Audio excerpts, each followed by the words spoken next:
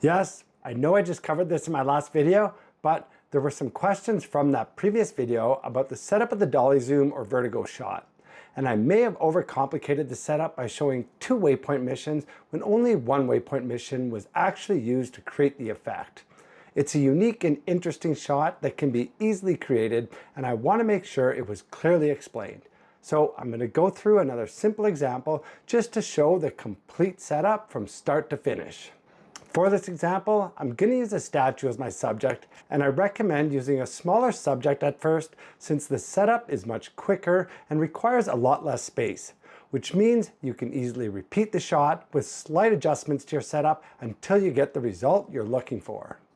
Of course, with a larger subject, the effect can be more dramatic, but for instance, the example from my last video, using the building as my subject, I had to fly back a few city blocks just to create the shot. Whereas in this example, I can do it in about 100 feet, which allows me to easily adjust my setup and repeat the shot several times on a single battery.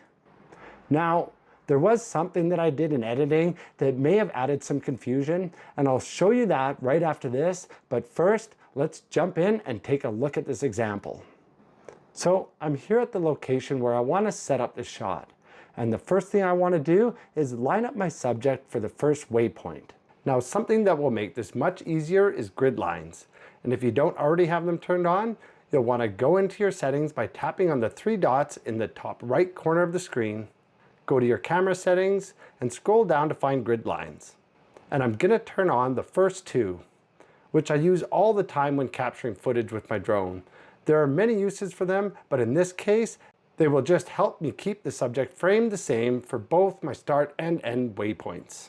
So now that I have those on, I'm going to line up my subject for the first waypoint. The first thing to check is that I'm fully zoomed out or at 1x zoom, shown on the screen just left of the record button. I'll open up the waypoint setup by tapping on the waypoint icon on the left side of the screen.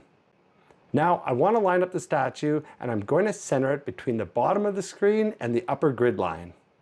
And then I want to try and get the cross close to the center of the statue. And once everything is lined up as I want it, I will tap the plus sign to set the first waypoint. I'm going to tap the up arrow in the top right corner of the waypoint setup to minimize it so I can better line up for my second waypoint. Now I want to fly straight back, and I'll zoom all the way in. And you'll see the zoom indicator next to the record button now shows 3x. Once I'm zoomed in, I can finish lining up for my second waypoint. Once I have everything lined up, so the statue is centered between the bottom of the screen and the upper grid line, with the cross in the center of the statue, I can set my second waypoint. You may need to raise or lower the drone or the gimbal to recenter the subject vertically, which is just fine. Now, to get back to the waypoint setup, I can just tap on the down arrow, and that will open the setup window again. I'll tap the plus sign again to set my second waypoint. And now what this has done is set the location and position of the drone for the second waypoint, but also set the zoom to 3 times.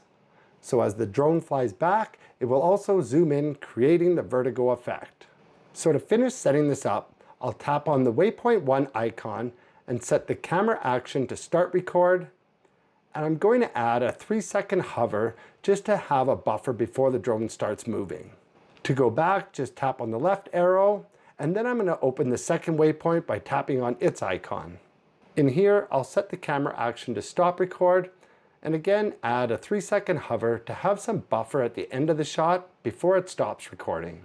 Then I can tap on next, or the 3 dots to go to the global settings. Here I want to adjust the speed down to about 2 meters per second. It's only going a short distance, so it doesn't need to fly fast, and hopefully that will help get a smoother shot. I also want to set the end of flight to hover, and the same for on signal lost, since I'm literally going to be standing right next to the drone. And that's it. Just tap go and let it fly the mission. So you can see when using a small subject, the setup is very easy and it takes no time to run the mission. So you can play around with how you set the shot up until you get the result you're looking for. But also know that this same setup procedure applies regardless of the subject, big or small. So let's take a look and see how that turned out.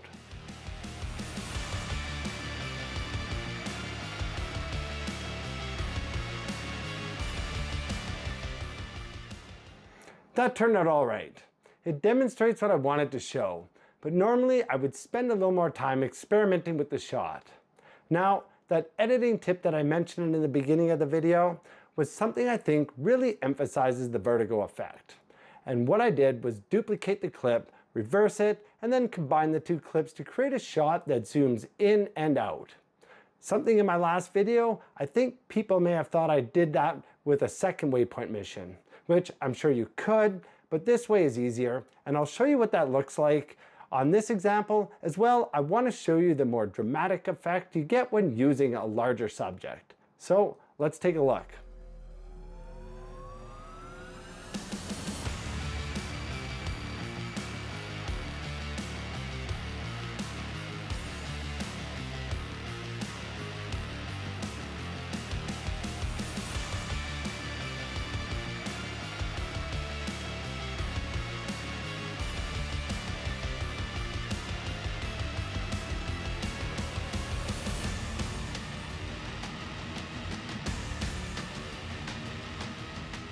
So that's it.